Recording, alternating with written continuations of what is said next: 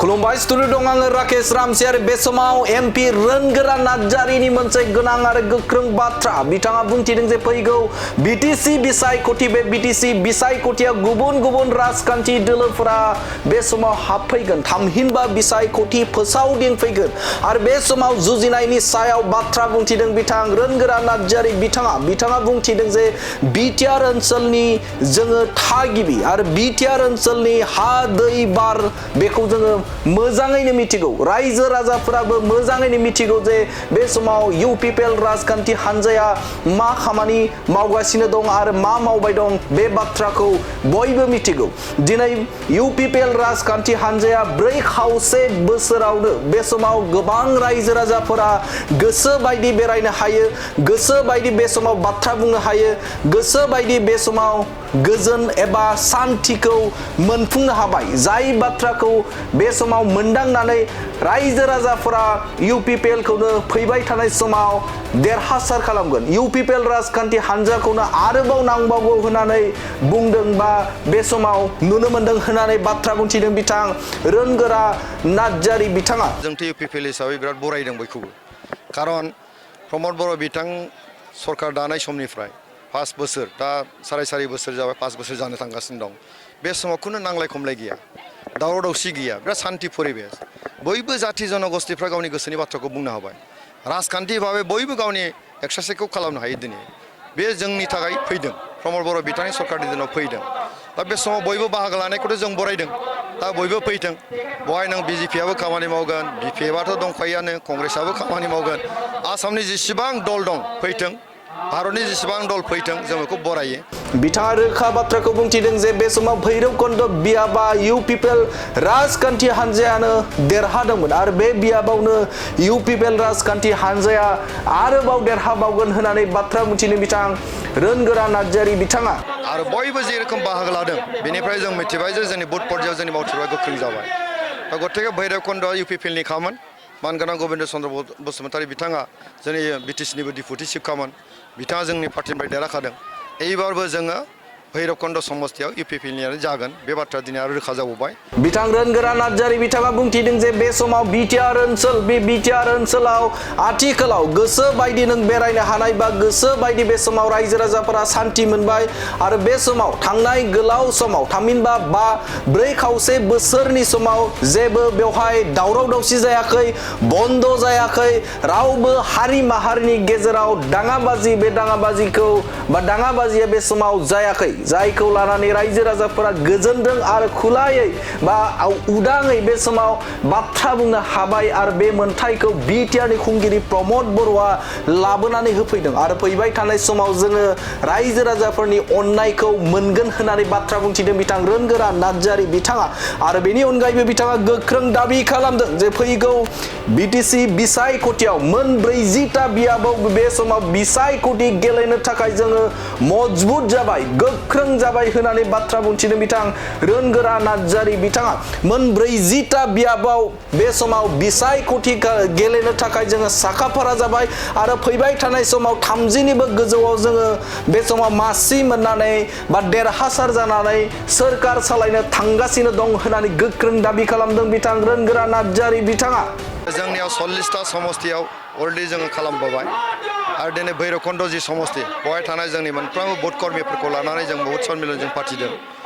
बेवहाय 88 माने भट सेन्टार दङ बेनि साफ्रोमबो 30 जन करि दिनै बाहागो लादों आरो बयबो जे रोखोम बाहागो लादों बेनिफ्राय जों मिथिबाय जे जोंनि भट पर्यायाव जोंनि मावथिफ्रा गोख्रों जाबाय दा गतिके भैरबकुन्द'आ इउपिपिएलनि खामोन मानगोनां गबिन्द चन्द्र बसुमतारी बिथाङा जोंनि बिटिसिनिबो डिपुटि चिफखामोन बिथाङा जोंनि पार्टिनिफ्राय देरहाखादों एबारबो जोङो भैरबकुन्द समस्तियाव इउपिपिएलनियानो जागोन बे बाथ्रा दिनै आरो रोखा जाबावबाय आरो फैबाय थानाय समाव जों गोख्रोङैनो बाहागो लानानै जों देरहासार जागोन बिसायख'थियाव गासैबो राजनिति हान्जाया गेलेगोन बेखौथ' आरो गणतान्त्रिक देश आरो जोंथ' इउपिपिएल हिसाबै बिराद बरायदों बयखौबो खारन प्रमद बर' बिथां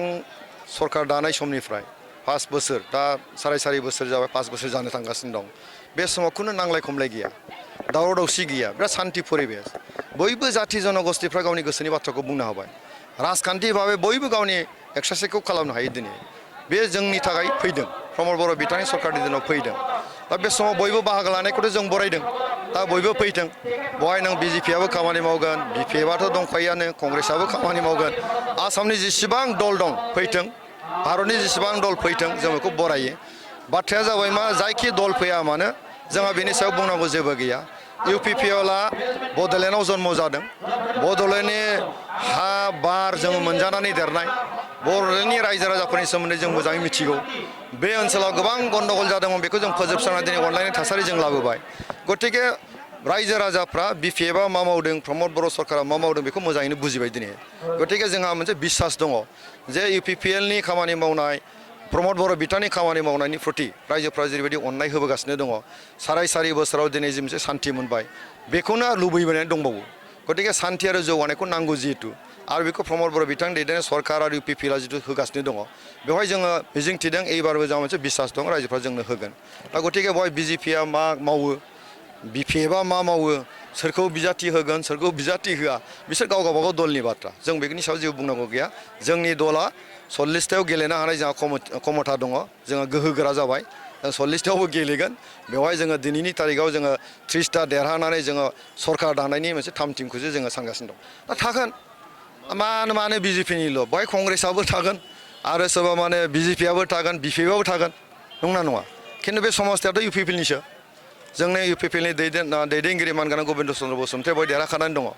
आरो जोङो मोनसे बिसास दङ दे सरकारा मावनाय जि मोनसे थासारि बेखौ मोजां मोननानै जोंखौनो अनगोन गतिके जायखि फैयो फैया बेवहाय जोंहा बुंनांगौ जेबो गैया बयबो जुद्धआव ओंखार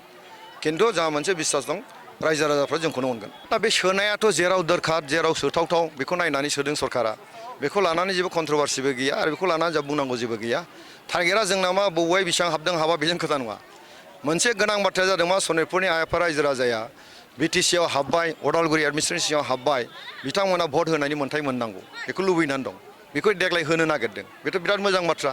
बेखौ बयबो आइआफा रायजोफ्रा दिनैहाय माने बेखौ गोजोननाय फोरमायदों खिन्थु बबे समस्थियाव होगोन होआ बेखौ सरकारा नायनानै बेनि फेसिलिटिसखौ नायना होनाय जादों बेवहाय बबेबा समस्थियाव हाबाखै दा हमना ला ननै सेरफां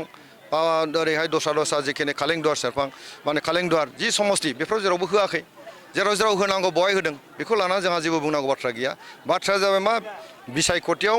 रायजो राजाफोरखौ गेलेहोनांगौ आरो मोजां सरकार मोजां बे मोनसे सासन बेखौ लुबैग्रा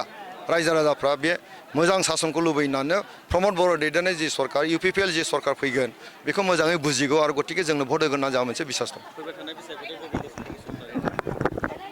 दा बेथ' नोङो थाफिना बे माने 5 बोसोराथ' मोनसे फिक्स टाइम थायो नङा होमबा बयनिबो दा गोदान सेलेक्सन जाजोबगोन ना खोनासं गोदान सेलेक्सन जाजोबगोन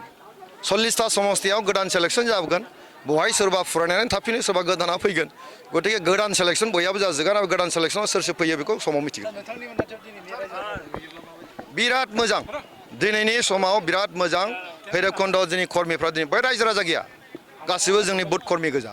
गतिके बुथ कर्मिफोरनि गेजेराव जों मोनसे रिहार्साल खालामदों जे जुद्धआव जों बोरै थाङो बेनि प्लेनिंखौसो जों खालामदों थ' प्लेनिङा जोंना पारफेक्ट जों देरहागोन